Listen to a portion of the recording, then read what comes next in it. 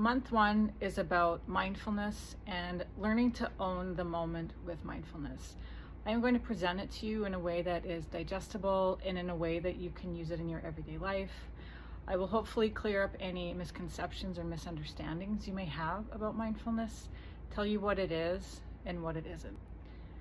Mindfulness is not an abstract skill or abstract idea that only comes out when you practice meditation or yoga or play Scrabble with red wine.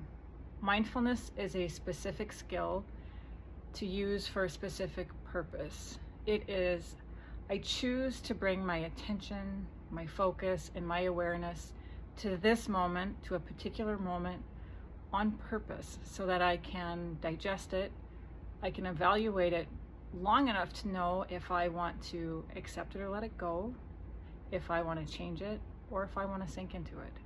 That is mindfulness. I want you to imagine weeding a garden blindfolded. You are going to miss a lot of weeds, you are going to pull up a lot more than just weeds, and you are still going to miss the roots. So mindfulness is pulling off that blindfold so you can see what is what. So what can you be mindful of?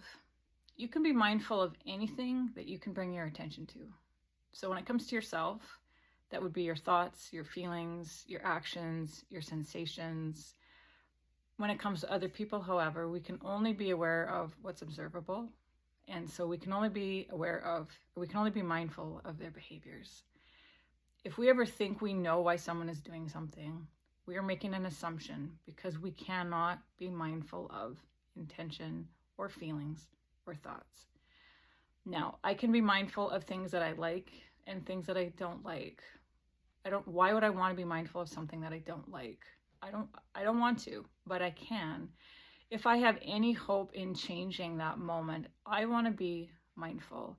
If I have any hope in enjoying a moment, I want to be mindful. So mindfulness allows me to sink into something, accept it and let it go, or change it. So how many times have you tried to change a behavior? And for discussion's sake, we'll say stopping a behavior. How many times have you tried to stop a behavior, but you didn't even realize that you were doing it? Or how many times have you tried to add in something to your routine, start a new behavior, but you kept forgetting the plan?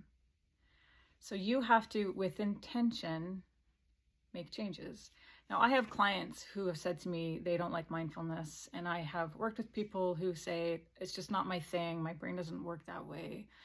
And I always challenge them and say, try to change something based on luck, based on chance, based on passage of time, and see if that works. I promise you it won't. So if you're trying to add something, remove something, or enjoy something, you are going to need to use mindfulness. Now, I don't need a ton of mindfulness for everything that I do. I don't need much mindfulness to get myself to the gym, just enough to get me there. But I have worked out in sock feet before because I forgot to pack gym shoes. And actually, I'm going to reframe that. I have worked out in sock feet because I was not paying attention as I packed my gym bag. It wasn't a problem of memory or forgetfulness. It was me not paying attention. And so we do have, depending on our experiences and our familiarity, we have certain tasks that don't require a ton of mindfulness. While unloading the dishwasher, I put things away in a certain order. It doesn't require much mindfulness. And then there are other people who pay even less attention and just put their dishes away willy-nilly as if chaos is the order. And then there are other activities where mindfulness, a lot more mindfulness is required. So if you can think of something like driving, a lot of people say that they get home and they didn't even realize what they were doing. And you can tell. Life would be a lot cheaper and safer if people were mindful as they were driving. And then there are things that maybe they don't require a lot of mindfulness, but I'm going to give you this. How much better is your favorite movie or food or person to be with if you slow down and take the time to pay attention? You probably have had situations where you let something go by because you were not paying attention.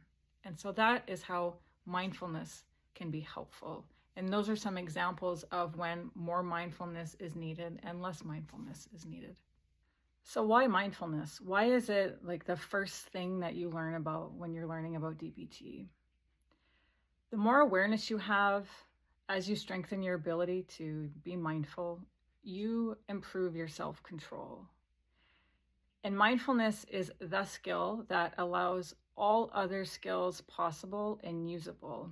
It's the micropause that gives you choice. It's that micropause that gives you ability to choose instead of just reacting. That is mindfulness.